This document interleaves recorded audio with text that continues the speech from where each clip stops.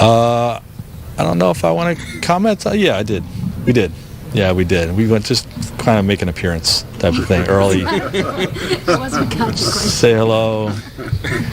Yeah, and then get out of there quick. Yeah. Show support. Yeah, and I let him choose practice time today. That was my birthday present to him. I let him choose practice time today. Okay.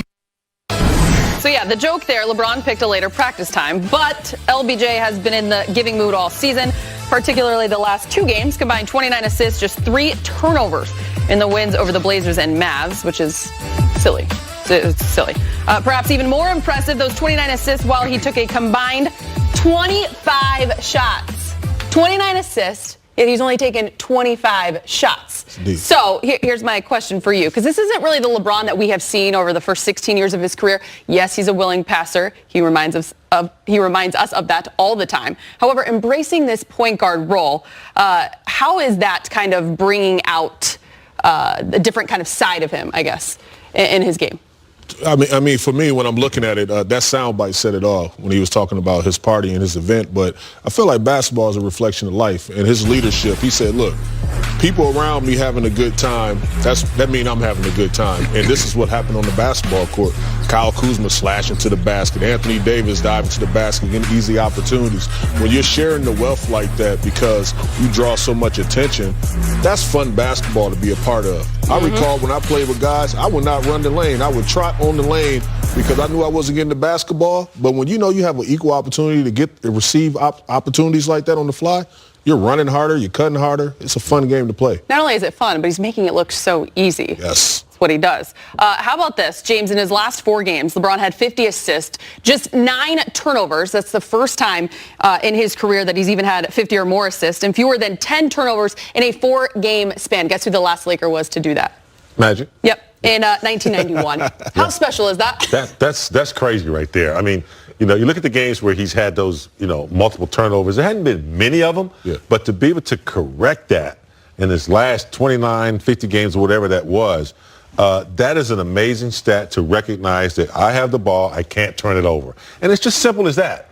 You don't have to go out and do all these dribbling exercises and make passes and stuff. You just put it in your mind that I'm not going to turn it over and I'm going to still, lead the league in assists. I think that's a remarkable, even more so than his scoring and defense. That stat right there has everybody on the team involved. Yep. Let's go a little inside access. James, we're going to start with you. Talk about his shot, because LeBron's assists have been great, but the scoring is down over his last 5 games. Under 20 points per game. It was nearly 30 per in the previous 5 games. You see the shooting percentages are down as well. 40% from the field, just 24% from 3. I like your perspective on this big game. Do you think all the playmaking is taking away from his accuracy shooting? I think it does take away from his scoring ability and the volume of shots that he could get up if he wanted to. I also, know that sometimes when you're struggling in areas, you find other ways. Some people say, get offensive rebound, get to the free throw line. His is making sure that other players are involved, and he's also still playing defense and leading. So the points will come back. We know that. Sometimes throughout the season, you have to find your rhythm and, recapture that. And I think he will. I think LeBron is still thinking big picture. It's a marathon of a season. Get these guys tuned in, get them accustomed to being accustomed. And if he continues to elevate them the way he's doing it by getting the assists, it's going to be a heck of a run. We also know, too, just as much as he likes to get others involved, efficiency is very important to him. And when it comes to LeBron, when things are a little off-kilter, it's just that much more magnified because of who he is. Small sample size. Yeah, don't be talking about I had 4 turnovers. You don't want nobody talking like that. You got to fix that. Straight ahead on Access Sportsnet Lakers, JaVale McGee. He was a force at both ends in the win over Dallas before he faces against the Suns. He'll go one-on-one against the Suns. Friday, it's the former Lakers Lonzo, B.I., and Josh Hart, now with the Pelicans. Sunday, they'll host the Pistons, followed by the Knicks next Tuesday. Good chance to build up their win total, as all 4 teams are below 500. Check this out. Adrian Wojnarowski of ESPN tweeted, after a stunning retirement prior to free agency, veteran guard Darren Collison is considering a February return to the NBA, with the Lakers and Clippers emerging as his 2 preferred destinations. Now, Collison has played 10 seasons in the league, last year in Indiana. He's been a consistent point guard, career averages of over 12 points and 5 assists per game, 39% from 3. He's from Southern California and went to UCLA. Makes a lot of sense on paper. Caron, you played with him. Would he make sense to this Lakers roster? Absolutely. I think when you look at needs and wants, he's definitely a guy that we can absolutely need and want at the same time, and he can be an asset to this ball club because he's able to create for others. And when you look at the way that he can distribute the ball, knock down shots on the perimeter, preserving himself, being out this time, a short retirement and possibly coming back, I think that he can be a huge asset to this ball club. James, you think of the playmaking ability, as Caron just spoke about it. You got LeBron right now. You've got Rajon Rondo. You've got Alex Caruso has done a little bit of that. Do the Lakers need another playmaker? Yeah, I think they could use a unique playmaker like Collison's. The ones you mentioned, they're really good, but Collison has a different way of getting in the lane a little quicker. His delivery to the goal and as a passer. I think he also played for Vogel before. Yeah, I think Indiana maybe 1 year.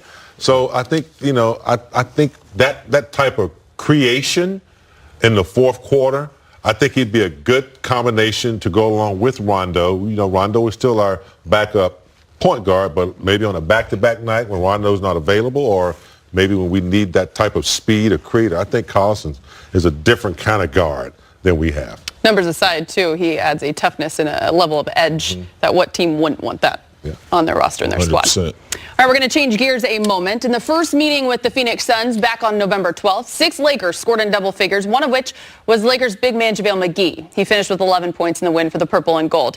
In his last game played versus Dallas on Sunday, JaVale also finished with 11 points to go along with 5 boards and 3 blocks in 16 minutes of action. What will the big man provide tonight? We'll find out, but for now, he's speaking with Mike Trudell. All right, thanks a lot, guys. So, JaVale, I'm not going to do the whole New Year's resolution thing for you and make you have to go through that song and dance, but I will say Happy New Year. How you doing today? Happy New Year to you, too. All right, let's talk about the defense, though. It seemed like you guys were able to reset that a little bit on that back-to-back. What do you think the progress has been on that?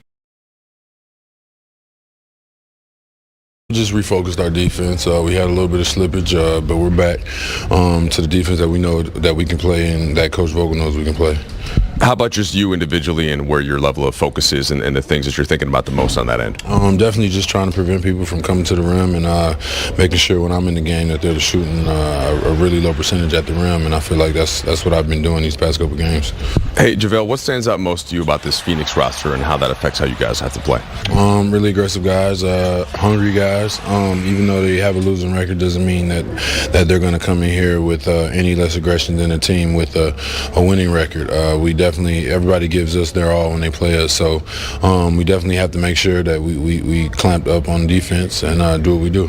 Hey, I want to ask you what you think that Kuz being back healthier and looking a little bit more like himself and probably what you saw last year, how that impacts the bench and just your team in general. I just feel like the more hairstyles he has, the better he plays. I really appreciate the way he came out. I think it was the Christmas game. What did he have, like 20 in the first half or 25 or whatever he had? He was doing amazing, and that's the Kuz that we know and love. Just shooting solid shots, staying aggressive, and doing what he does. I mean, so you're a Michigan guy. You like the Slim Shady look? You feeling that one? I like it. It works for him for sure. I had a blonde hair one time. It didn't really work for me, so it works for him though. So that's not coming back for you? Oh, no, not at all. I'm gonna stick to this. All right, last thing. So a couple times when we've done the walk-up interviews, you said that you came in listening to reggae. What would you listen to today on the way in? You know what? I was listening to Curtis Mayfield and Sam Cooke. Like, I was just listening to old albums on the way here, so we're going to see what Curtis and Sam got for me today. All right, we'll be monitoring closely. Thanks, JaVale. For sure, appreciate it. All right, guys, that's JaVale McGee. Let's go back to you in the studio.